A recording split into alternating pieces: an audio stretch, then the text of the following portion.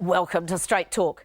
New Zealand companies are being castigated for their lack of interest in buying farmland in this country as the conditional sale of some of the Crayford farms to Chinese interests is announced. Federated Farmers Dairy Chair Lachlan McKenzie says the move is a comment on the state of capital markets in this country and local investors should be looking much closer to home. Couldn't the Federation itself be putting just such investors off with its repeated concerns about the cost of the government's emission trading scheme? But might there be a wave of increased interest, especially with Fonterra's boosted payout forecast? So a better offer could be right around the corner. Today I'm joined by commentator Gordon McLachlan and National Business Review editor Nevil Gibson.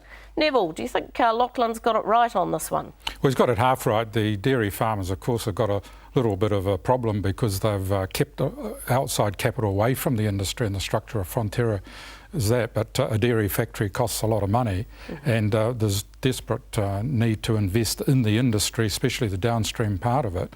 But buying farms is not really a good return for a lot of people and their money, so who knows what's going to happen on that score. What do you think, Gordon? Yes, I've always been a long time defender of the cooperative system, but I think it does need an amendment now. A lot of dairy farmers, there's a huge indebtedness, of course, in the dairy industry as well. So a lot of these people go into the business with a minimum amount of capital and used to rely on a capital gain on their farm. So I think probably Lachlan has got it right.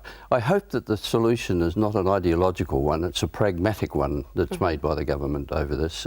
We have to think about the future, the long-term future as much as anything. Right, but one of the problems here is all the farms, or half of them, are being sold in one lot, which of course that's easy for the receivers. They get one sum, and that money must come from offshore. But in the case of the Chinese, one of the problems with this is the credibility of them, because in a normal situation you'd know who they were, they'd be up front and they'd have the money. That doesn't appear to be the case. Wouldn't the receivers much sooner sell to local interests or better connected local interests if the money was available? Well, receivers don't think that way, I'm afraid, and they do have a date, and Bailey's are out marketing it, so who knows, there might be someone come along who can buy all those farms. But to run a whole lot of farms as one business is quite difficult, I would imagine. It's a very unusual industry too. You know, it's an industry in which you manage the whole thing yourself. It's very difficult for a corporation to manage a whole lot of dairy farms, and that's one of the reasons why there's never the sudden amalgamation of a whole lot of farms. It's happened, but 2 or 3 farmers have done this.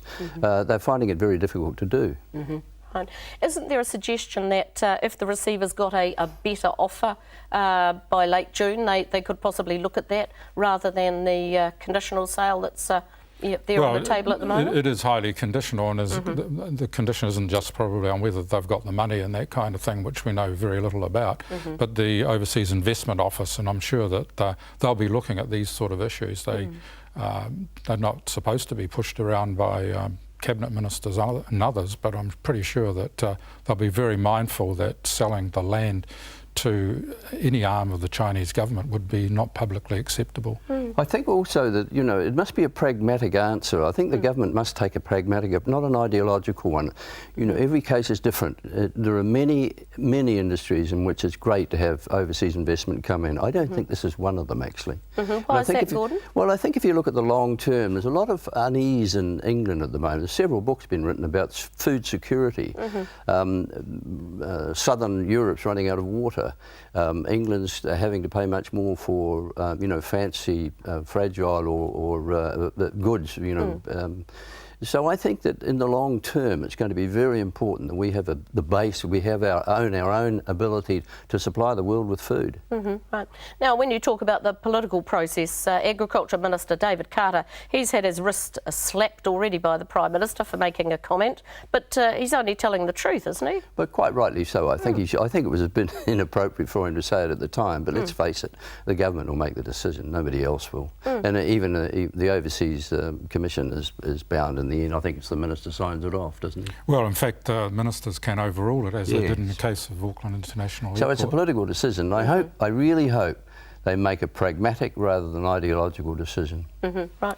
Now, what about the suggestion that was put forward today in this article in the New Zealand Herald that there might be the possibility of Alan Crafer perhaps getting together some arrangement whereby he could continue managing the farms, or there might be some land banking option whereby the land from the farms could go into a company or some structure and be available to youngsters in the future. It's a pipe dream, is it, Neville? I think my Alan definition of eccentricity is that somebody does the same thing over and over and again and expects a different result. Ah, right, okay. So, as far as I'm concerned, the Crafer family have really proved they can't do it. So they shouldn't be given a second chance? No, I mean, well, they shouldn't be given any assistance if they can do it themselves. That's their business, but they shouldn't be given any assistance to do it.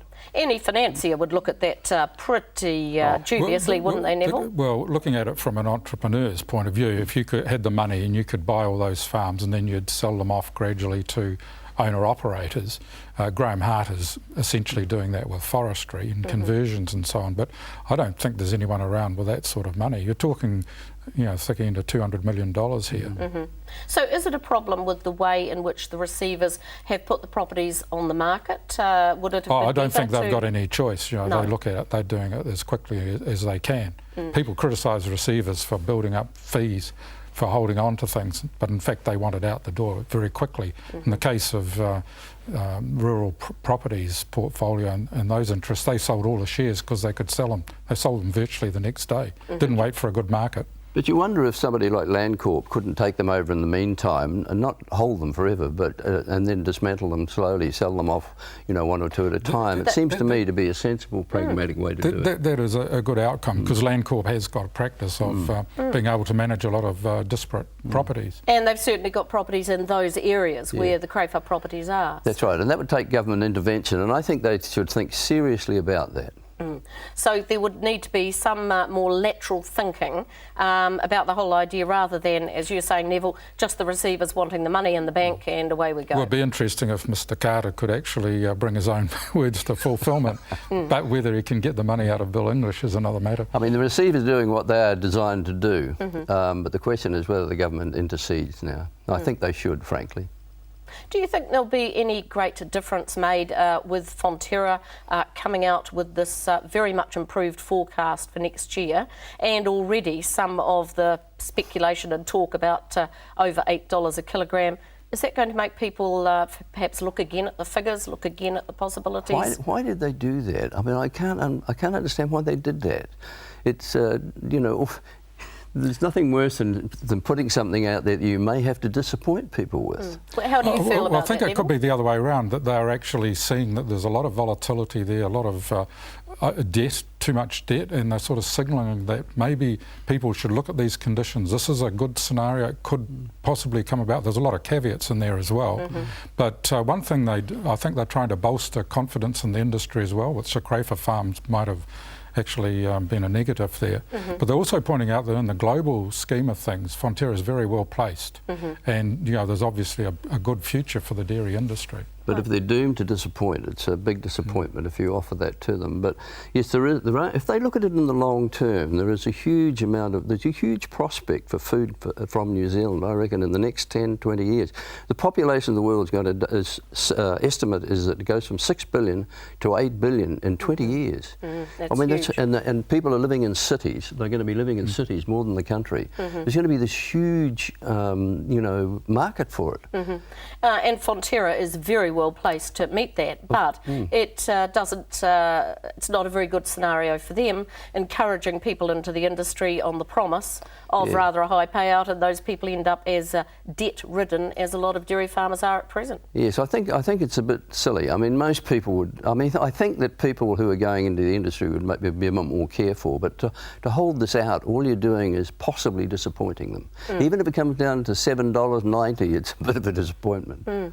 What effect is it going to have on land sales generally, Neville? We'll see some pickup of interest there. Well, obviously this message could have in fact been pitched as much to the banks, that they should see that there is a positive side of the industry and therefore they don't pull back too much. But the number of sales is still quite small, which suggests there's a big gap between what buyers are prepared to pay and what the vendors are holding on and for. what the banks are prepared to lend as well, because a lot of them are seriously indebted. A lot of farming in New Zealand